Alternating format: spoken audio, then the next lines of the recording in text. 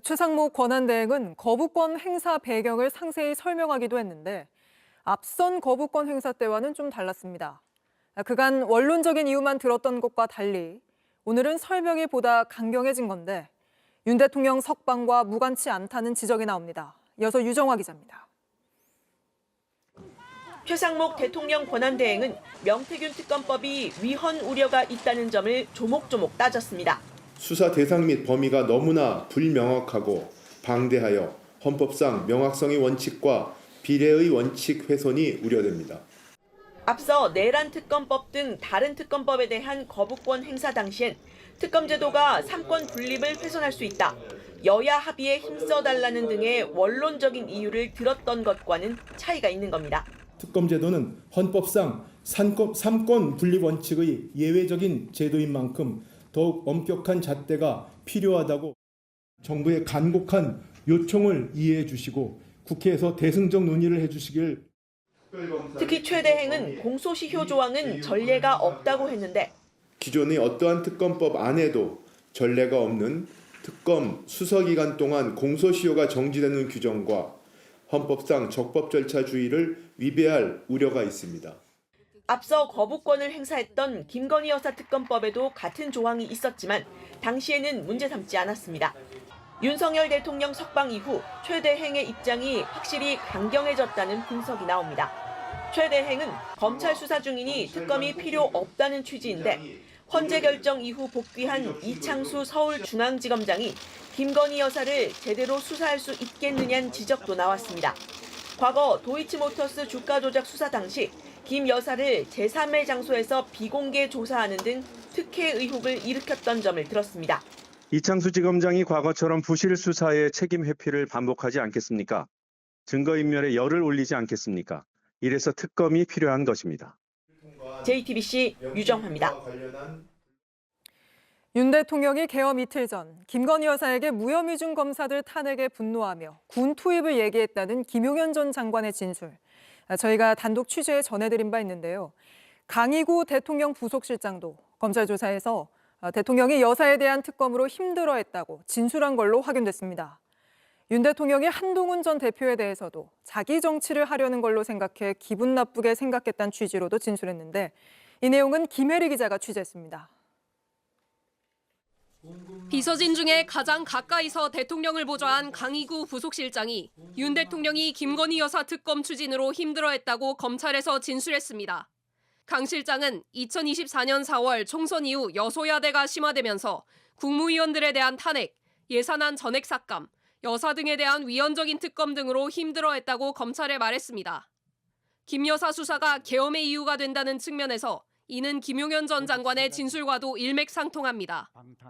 김 전 장관은 계엄 이틀 전인 지난해 12월 1일 윤 대통령이 검사 3명을 탄핵하는 건 폐악질이라며 분노했고 이를 더 이상 보고 넘길 수 없다며 군 투입을 이야기했다고 진술했습니다. 이 검사들은 김 여사에게 무혐의를 준 이들이었습니다.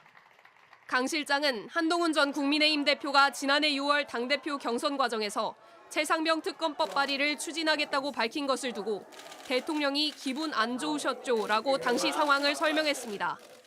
순직 해병 사건은 경찰에서 수사하고 있는데 왜 그러는지 의문을 보이셨다며 한 전 대표가 자기 정치를 하려는 것으로 생각하신 것 같다고 해석했습니다.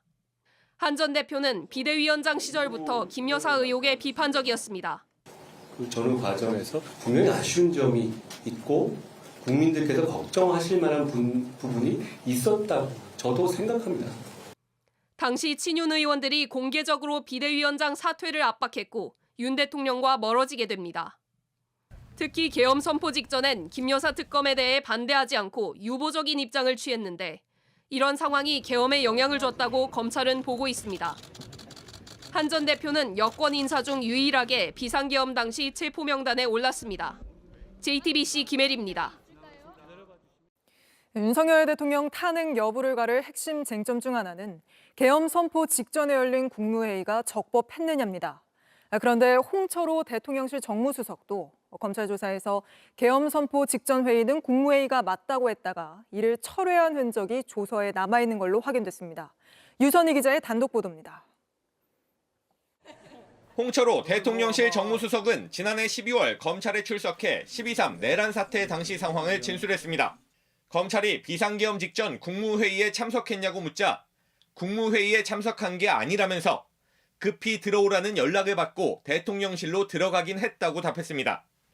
홍 수석은 국무회의 멤버는 아니지만 당시 윤 대통령이 비상계엄 선포 직전 국무위원들을 불러들였던 회의실 현장에 있었습니다. 검찰은 그렇다면 그 회의를 국무회의로 볼 수 없다는 거냐고 다시 물었고 홍 수석은 국무회의는 맞다면서 다만 자신은 현장에 있었을 뿐 의결 등에는 참여하지 않았다고 답했습니다. 그런데 JTBC 취재 결과 홍 수석은 이후 국무회의가 맞다고 진술한 부분에 선을 긋고 지장을 찍어 삭제한 것으로 확인됐습니다. 국무회의가 맞다는 진술을 스스로 철회한 겁니다. 검찰은 이후에도 대통령실은 당시 회의를 국무회의라고 보는 거냐고 물었는데 홍 수석은 이때도 내가 판단할 문제가 아닌 것 같다고 답을 피한 것으로 파악됐습니다. 비상계엄 선포 직전 회의를 국무회의라고 볼 수 있는지 여부는 윤석열 대통령 탄핵 심판의 중요 쟁점입니다. 국무회의 의결을 거쳐 계엄을 선포했는지가 위헌 여부를 가르는 핵심이기 때문입니다.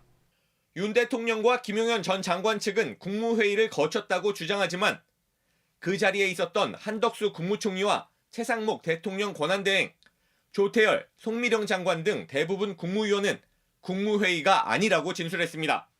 이런 상황에서 대통령실 참모가 국무회의였다는 진술을 철회한 건 국무회의가 아니라는 진술에 힘을 싣는 것으로 보인다는 해석이 나옵니다. 대통령실 관계자는 홍 수석이 그런 발언을 한 바 없는데 조서에 기재가 돼 있어서 삭제한 것으로 알고 있다고 해명했습니다. JTBC 유선입니다. 최근 전국 곳곳에서 맹견들 싸움에 돈을 거는 불법 투견판이 벌어지고 있습니다. 투견 훈련장도 늘어나고 있는데 개들을 열악한 환경에 몰아넣고 각종 약물까지 주입하면서 사육합니다. 배승주 기자가 취재했습니다. 쇠창살 안에서 개 2마리가 서로를 물어뜯고 수백 명이 이를 지켜봅니다. 심야에 열리는 불법 투견장입니다. 경기 내내 쉴 새 없이 판돈이 오고 갑니다. 한 경기당 수천만 원씩 판돈이 걸리기도 합니다. 한 명에서 500도 모이는데 오늘 개투기 보면 잘하는 사람이 보면 본다 아닙니까? 그지? 투기는 더 재미가 있습니다. 이런 투견은 어디서 키우는지 찾아가 봤습니다. 경남 사천의 한 사유지 입구입니다. CCTV가 설치돼 있고 검정색 천막이 주변을 휘둘렀습니다. 내부로 들어가니 곳곳에 맹견들이 묶여 있습니다. 고양이를 미끼로 달리게 하는 러닝머신 등 훈련 장비가 즐비합니다.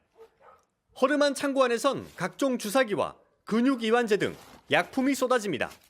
철장으로 만든 사각링도 있습니다. 사천시와 동물보호단체는 이곳에서 맹견 14마리를 구조했습니다. 임시 보호 조치된 14마리 중 상당수는 맹견 등록이 돼 있지 않은 것으로 확인됐습니다. 공격적 성향이 강해 울타리를 치고 쇠사슬로도 묶어놨습니다. 울산 우주군에선 인적 드문 야산에서 부산과 진주 등은 도심 인근에서 투견 훈련장이 적발되기도 했습니다. 일단만 그 2달 동안만 단속한 곳이 50군데가 넘습니다. 경북, 경남 지역뿐만 아니고 전국적으로 숨어서 투견들을 훈련하고 사육을 하고 있는 거로.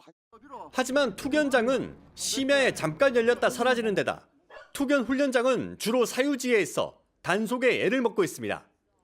JTBC 배승주입니다. JTBC 뉴스를 시청해 주셔서 고맙습니다. 저희는 저녁 6시 30분 뉴스룸에서 뵙겠습니다.